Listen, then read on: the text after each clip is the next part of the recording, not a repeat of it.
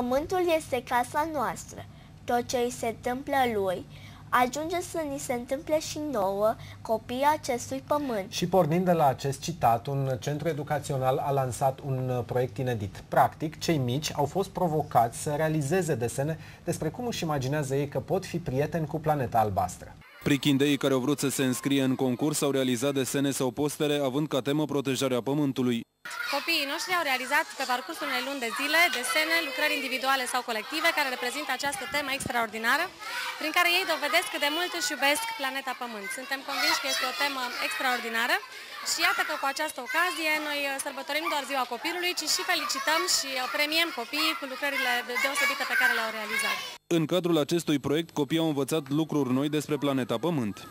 Știu că are doi poli, are mulți vulcani, multă populație, orașe multe și dealuri și câmpii.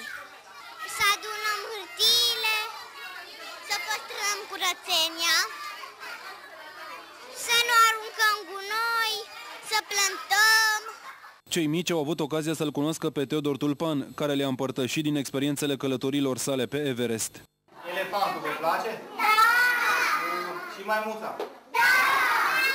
Cine știe să facă ca maimuța? Cine știe să facă ca maimuța?